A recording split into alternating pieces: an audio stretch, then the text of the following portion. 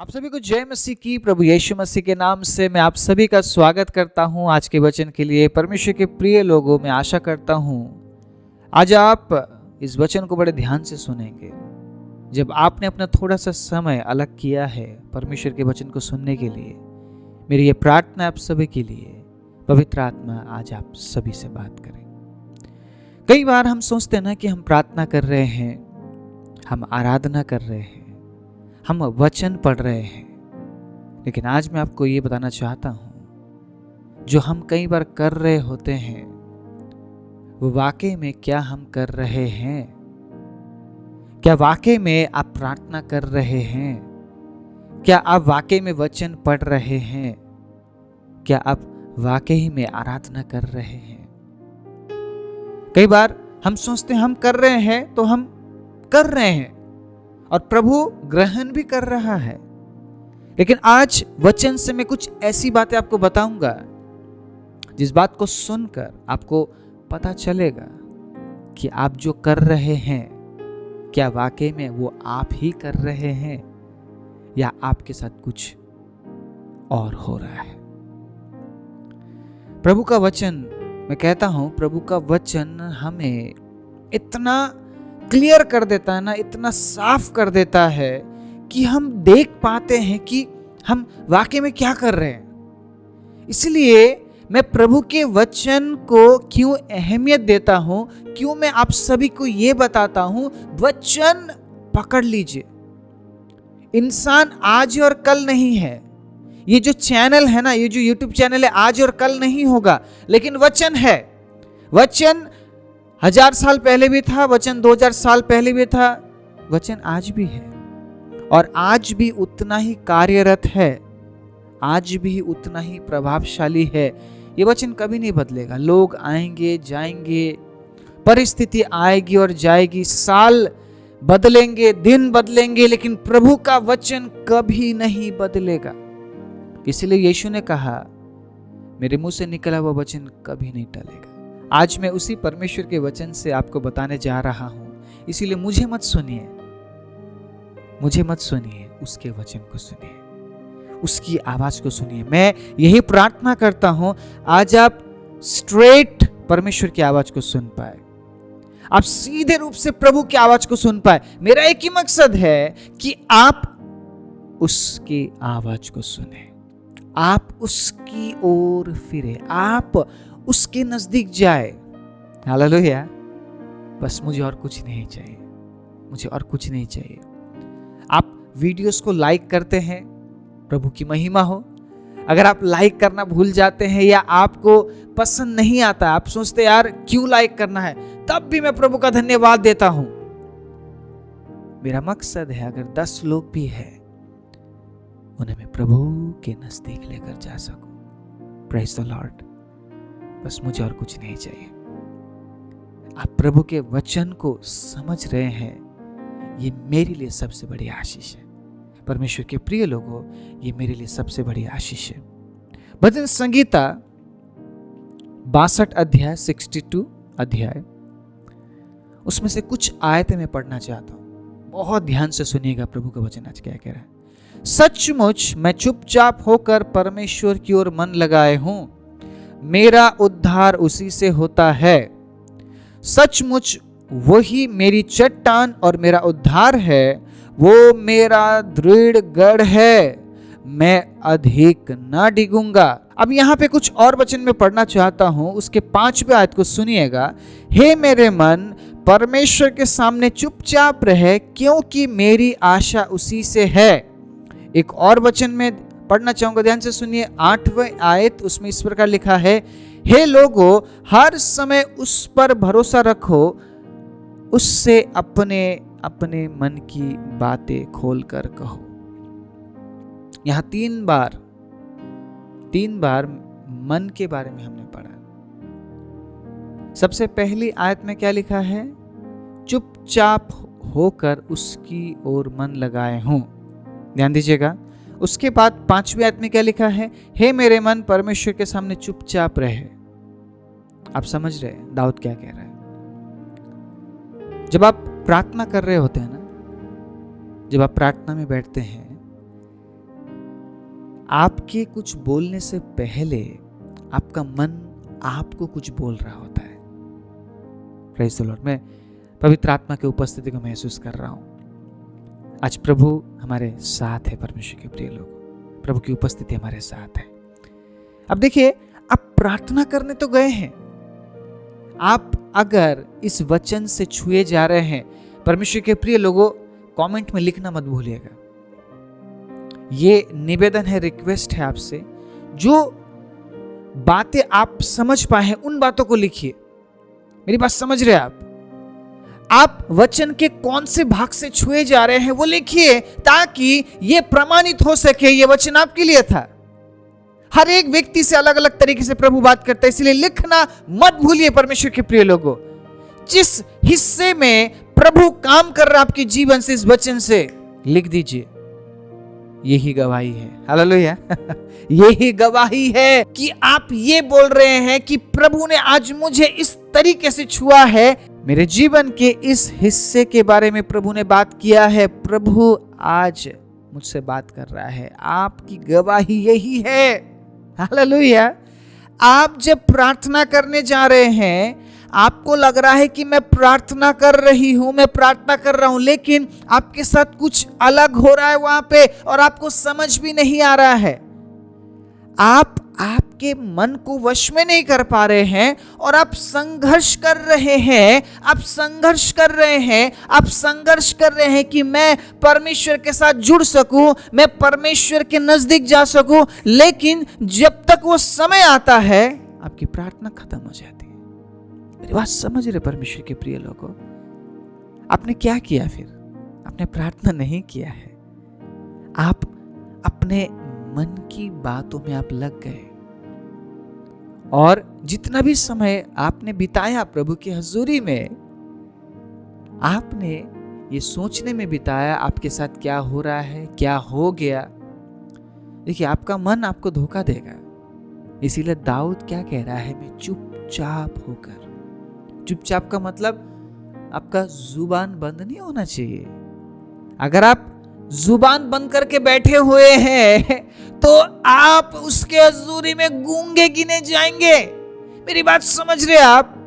अगर ये वचन आप तक पहुंच रहा है तो मैं बोल पा रहा हूं, इसीलिए वचन आप तक पहुंच रहा है। अगर मैं गूंगा होता तो क्या ये वचन मैं आप तक पहुंचा पाता? देखिए, आपके शब्द में कितनी सामर्थ्य है, ये आपको नहीं पता है। आप आपके शब्द से क्या कर सकते हैं, ये आपको नहीं पता है। परमेश्वर के प्रिय लोगों, आप जो बोल रहे हैं ना, उसमें सामर्थ्य है। ये प्रभु के वचन में लिखा हुआ है। इसलिए वचन कहता है, बड़े सोच समझ कर बोलो क्या बोल रहे हो, क्योंकि तुम्हारे मुंह के शब्द में सामर्थ्य है। सामर्थ्य है परमेश्वर के प्रिय लोगों। और जब आप बयान करते हैं, आप गूंगेपन में बयान नहीं कर सकते हैं, आप गूंगेपन में बयान नहीं दे सकते हैं, आप गूंगेपन में गवाह नहीं बन सकते हैं, आपको बोलना पड़ेगा। लेकिन दाऊद यहां पर क्या कह रहा है? चुप हो जाओ, चुप हो जाओ। मतलब किसे चुप होने के लिए बोल रहा हो? वो बोल रहा है अपने मन को चुप हो जाओ। वो बोल रहा है अपने मन को चुप हो जा और परमेश्वर की बातें सुन। क्योंकि कई बार मैंने इस बात को देखा है अपने जीवन में। कई बार मैं स्ट्रगल कर रहा हूं, मैं स्ट्रगल करता हूं परमेश्वर के प्रिय लोगों। मेरे लिए भी आसान नहीं होता है कई बार अपने मन को शांत करना, लेकिन हमें करना पड़ेगा। आप जब अकेले होते हैं, आप उसकी उपस्थिति में जाते हैं, अपने मन को शांत कीजिए। उसके बाद जो आप मुंह से शब्द निकालेंगे ना, वाह, वो प्रेज का शब्द होगा, हालेलुया। वो आराधना के शब्द होंगे, वो महिमा के शब्द होंगे, वो प्रशंसा के शब्द होंगे, हालेलुया। जब तक आपका मन आपके अंदर व्याकुल है और आपसे बात कर रहा है, आपको बोल रहा है, तो क्या कर रहा है? तो क्यों प्रार्थना कर रहा है? प्रार्थना करने से क्या होगा? अब देखिए, दाऊद कह रहे चुप हो जा, चुप, मुझे बोलने दे मेरे परमेश्वर के बारे में। Praise the Lord. मुझे बोलने दे, मेरे यहोवा के बारे में मुझे बोलने दे, चुप हो जा। और उसने हमेशा अपने मन को सिखाया है। इसलिए भजन संहिता 103 में क्या कहता है? हे मेरे मन, तू यहोवा को धन्य कहे और जो कुछ मुझ में है उसके पवित्र नाम को धन्य कहे। आपके जीवन में परमेश्वर ने कब्जा नहीं किया है। ध्यान से सुनिएगा, समझने वाली बात है, ठीक है? आपको फ्री विल दिया है, मतलब आप जो भी चाहे कर सकते हैं। परमेश्वर आपको कभी नहीं रोकेगा और आपके मन के क्षेत्र में वो कभी अपना हस्तक्षेप नहीं करता है। उसने आपको फ्री विल दिया है। वो कहता है जो कुछ कर सकता कर, लेकिन याद रख तेरा न्याय होगा। वो अभी आपसे हिसाब नहीं मांगेगा, वो बस इंतजार करेगा उस समय का। जब न्याय का दिन आएगा तब वो मुझसे और आपसे पूछेगा हमने क्या किया। अभी कुछ नहीं बोलेगा वो। परमेश्वर के प्रिय लोगों, हमारा मन हमें कभी परमेश्वर की ओर फिरने नहीं देगा। हमारा मन वो करेगा जो उसके खिलाफ है। इसलिए दाऊद ने हमेशा अपने मन को सिखाया है। आपके मन को आपको डिसिप्लिन करना पड़ेगा। आपके मन को आपको अनुशासन में रखना पड़ेगा। आज ये बात मैं आपको बताना चाहता हूं। जब आपका मन अनुशासित है, जब आपके मन को आपने अनुशासन में रखा है, आप बाइबल पढ़ेंगे, प्रभु में होकर पढ़ेंगे, आत्मा में होकर पढ़ेंगे, ठीक है? आप प्रार्थना करेंगे तो आप ऐसी प्रार्थना करेंगे जो प्रार्थना परमेश्वर के हजूरी में पहुंचेगी। आप आराधना करेंगे और आप ऐसी आराधना करेंगे जिस आराधना से परमेश्वर की महिमा हो। कई बार मैंने लोगों को देखा है वर्शिप में, आराधना में वो नहीं होते हैं। वो खड़े तो हैं, बैठे तो हैं, लेकिन वो कहीं और घूमने गए होते हैं, वो किसी और दुनिया में होते हैं। इसीलिए वो अपने मुंह से शब्द नहीं निकाल पाते। मैं कई बार सोचता हूं, जिस परमेश्वर ने हमारे लिए इतना इतना अद्भुत काम किया है, उस परमेश्वर को बोलने के लिए हमारे पास शब्द नहीं है। ये कैसे संभव है? ये कैसे संभव है परमेश्वर के प्रिय लोगों? परमेश्वर को देने के लिए हमारे पास शब्द नहीं है।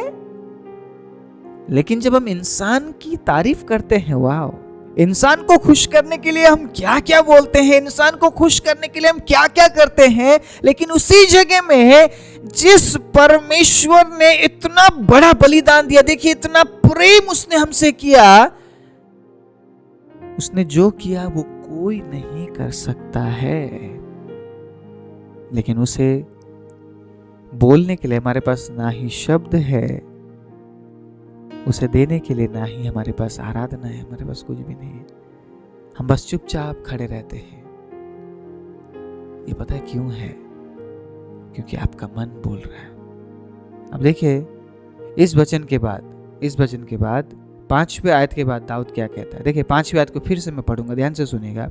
हे मेरे मन, परमेश्वर के सामने चुपचाप रहे, क्योंकि मेरी आशा उसी से है। अब दाऊद बोलना शुरू करेगा, सचमुच वही मेरी चट्टान है और मेरा उद्धार है, वो मेरा गढ़ है, इसीलिए मैं ना डरूंगा। मेरे उद्धार और मेरी महिमा का आधार परमेश्वर है, मेरी दृढ़ चट्टान और मेरा शरण स्थान परमेश्वर है।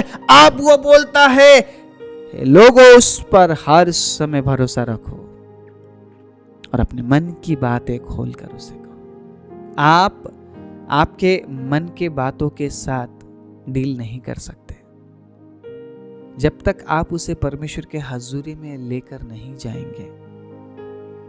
आप असमंजस में रहेंगे, आप उन्हीं बातों में खोए हुए रहेंगे, आप आराधना नहीं कर पाएंगे। कुछ लोग मुझे कमेंट करते हैं, पास्टर जी हम प्रार्थना नहीं कर पा रहे हैं। मैं आज आपको साफ रीति से बताना चाहता हूं, इसीलिए आप प्रार्थना नहीं कर पाते। क्योंकि जब आप प्रार्थना में बैठते हैं, आपका मन आपके साथ नहीं होता है। आप आपके मन को अनुशासन में नहीं रख सकते हैं, इसीलिए आप प्रार्थना नहीं कर पाते। ऐसा हो ही नहीं सकता कि आप प्रार्थना करने बैठे और पवित्र आत्मा आपको मदद ना करे। पवित्र आत्मा इसीलिए दिया गया है ताकि वो हमें सहायता करे परमेश्वर के बारे में बोलने के लिए। Praise the Lord, hallelujah. आप बिना पवित्र आत्मा के परमेश्वर को महिमा नहीं दे सकते हैं, ये प्रभु के वचन में लिखा है। और पवित्र आत्मा तब काम करेगा जब आप आपके मन को अनुशासन में रखेंगे।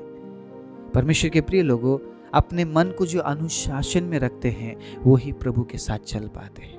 और आज मैं आपको बताना चाहता हूं, आपका बाइबल पढ़ना व्यर्थ नहीं होगा अगर आप आपके मन को अनुशासन में रखेंगे। आपका प्रार्थना करना व्यर्थ नहीं होगा अगर आप आपके मन को अनुशासन में रखेंगे। आपका आराधना करना व्यर्थ नहीं होगा अगर आप आपके मन को अनुशासन में रखेंगे। आपका दान देना व्यर्थ नहीं होगा अगर आप आपके मन को अनुशासन में रखेंगे। आपका दशवांश देना व्यर्थ नहीं होगा अगर आप आपके मन को अनुशासन में रखेंगे। कई बार मैंने लोगों को बोलते देखा है, सुना है, परमेश्वर के प्रिय लोगों, चलना दे देते हैं, पता नहीं क्या करते हैं, मेरे पैसे से पता नहीं क्या करते थे। मन को अनुशासन में नहीं रख रहे हैं आप कुछ भी बोल रहे हैं, कुछ भी सोच रहे हैं, उसका प्रभाव आपके विश्वास के स्तर में पड़ेगा। परमेश्वर के प्रिय लोगों, आपके जीवन में दिखेगा उसका प्रभाव। इसीलिए अपने मन को अनुशासन में रखना बहुत जरूरी है। आपका मन आपको नहीं चलाना चाहिए, आप उसे चलाइए। आप उसे बोलिए तो यहोवा को धन्य कहे, चुप हो जा, मुझे आराधना करने दे। तब आपके मुंह से शब्द निकलेंगे, तब आपके मुंह से ऐसे ऐसे शब्द निकलेंगे जिसके बारे में आपने सोचा नहीं था, क्योंकि पवित्र आत्मा आपकी सहायता करेगा परमेश्वर के प्रिय लोगों, और आप परमेश्वर के महिमा में भर जाएंगे और आप उसे आराधना देना शुरू करेंगे। और वो अपनी आराधना आपके जीवन से लेना चाहता है। परमेश्वर के प्रिय लोगों, आज के बाद जब भी आप प्रार्थना करने जाए, वचन पढ़ने बैठे, आराधना करने के लिए आप इकट्ठे हो, अपने मन को शांत कीजिए, अपने मन को अनुशासन में कीजिए, ताकि जो भी आप कर रहे हैं वो वाकई में आप कर रहे हो और उसके जरिए परमेश्वर को महिमा मिले। अपनी आंखों को हम बंद करेंगे। अगर आप किसी तकलीफ, किसी दर्द से गुजर रहे हैं, परमेश्वर के प्रिय लोगों, मैं इस समय आप लोगों के लिए प्रार्थना करना चाहता हूँ। परमेश्वर आपका ख्याल करता है। वो आपको दर्द पीड़ा में नहीं देखना चाहता है, वो आपको बीमारी में नहीं देखना चाहता है। इसीलिए उसने कहा, मैं तुझे चंगा करूँगा।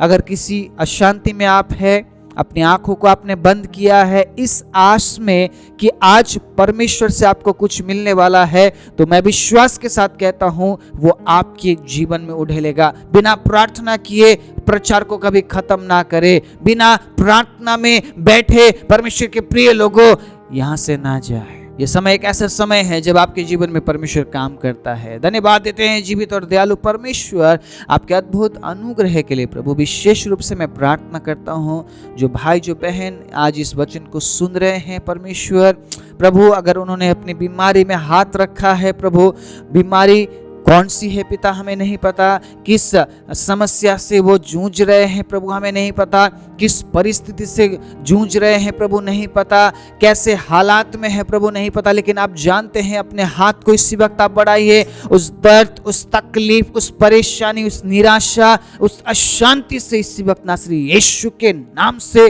प्रभु हम आपके छुटकारा को मांगते हैं। इसी वक्त मैं रिलीज करता हूँ यीशु उस चंगाई को, मैं रिलीज करता हूँ खुदाबंद उस शांति को, उस छुटकारे को, उस आनंद को यीशु के नाम में, यीशु के नाम में। धन्यवाद देते हैं प्रभु प्रार्थना सुनने के लिए। सभी पर आपके आशीष और अनुग्रह को ढेलते हुए प्रभु उनके लिए प्रार्थना करते हुए कि प्रभु आज के बाद वो अपने मन को शांत कर सके, डिसिप्लिन कर सके, अनुशासन कर सके, ताकि जो भी वो कर रहे होते हैं वाकई में वो उन बातों को करे और उसके जरिए आपके नाम को महिमा मिले। सारी महिमा आपको देते हुए यीशु के नाम से मांगते हैं, आमीन।